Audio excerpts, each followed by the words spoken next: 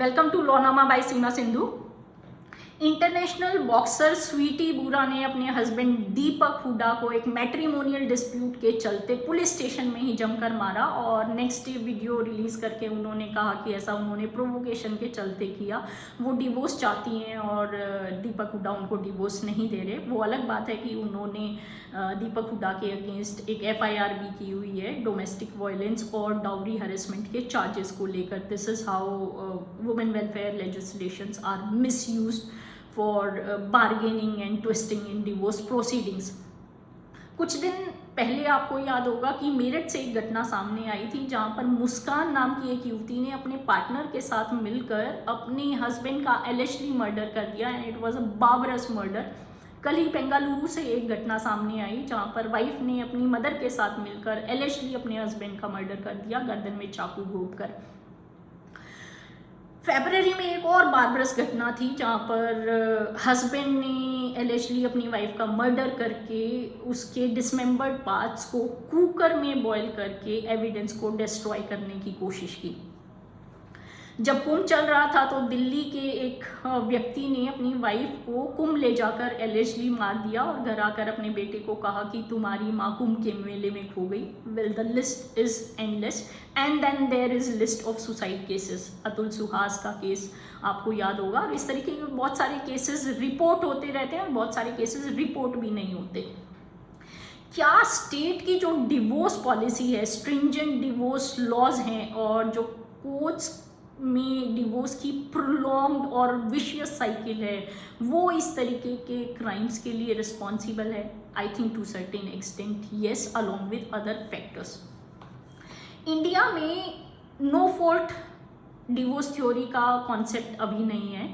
हमारी जो divorce proceedings हैं वो एडवर्सरियल हैं, यानी कि अगर डिवोर्स म्यूचुअल कंसेंट से नहीं है तो आपको डिवोर्स लेने के लिए अपोजिट पार्टी का कोई ना कोई फॉल्ट प्रूव करना पड़ता है और उस फॉल्ट को प्रूव करने के लिए आप नए नए एलिगेशंस और काउंटर एलिगेशंस फिर इन्वेंट करते हैं। रियल इश्यूज बहुत सारे केसेस में कुछ और होता है और इसी रीज़न से जो वुमेन वेलफेयर लेजिस्लेशंस हैं उसका मिसयूज़ भी बढ़ रहा है।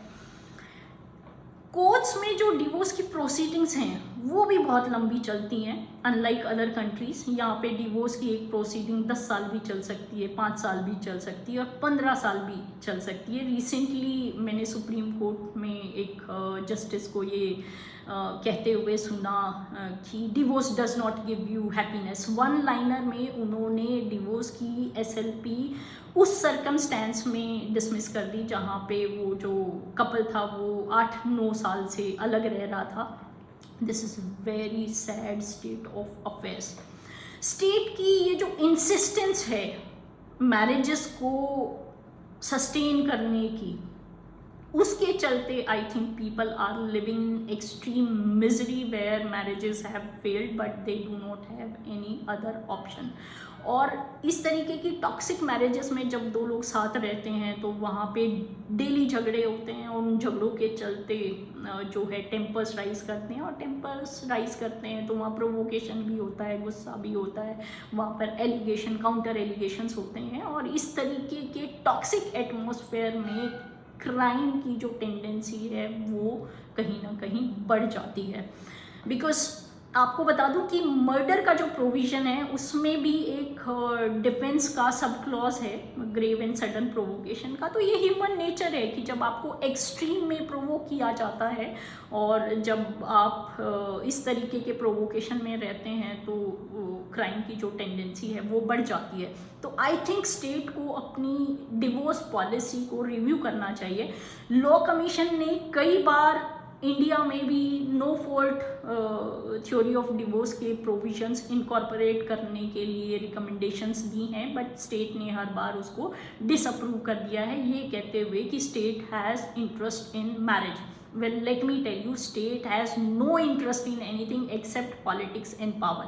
If you boil down every policy or legislation of the state, there is an underlying motive which supports only and only politics and power of government and nothing else. और जो police machinery है that is they are more than happy dealing with matrimonial cases. जब police machinery को और courts को अपना time देश में लॉ एंड ऑर्डर इस्टेब्लिश करने में लगाना चाहिए, उसका अधिकतर समय जो है वो मैट्रिमोनियल केसेस से डील करने में जा रहा है। पुलिस मशीनरी को मैट्रिमोनियल केसेस में कोई रियल इन्वेस्टिगेशन नहीं करनी होती, and over that there is free entertainment, जहाँ पर लोगों की प्रिवेसी की धज्जियाँ उड़ जाती हैं। सो ये जो फैक्टर्स मैंने आपको बताए, आई थिंक वो कहीं ना कहीं एक व्यक्ति का जो right to live with dignity है under article 21 of the constitution of India, उसको वायलेट करता है। एंड कोई भी सरकार और कोर्ट्स जो हैं वो इस पहलू पर जो है ध्यान नहीं दे रही। They are totally indifferent and apathetic to the condition of couples living in toxic marriages where divorce has been virtually denied to them. We need to review our divorce laws. I hope you liked my podcast.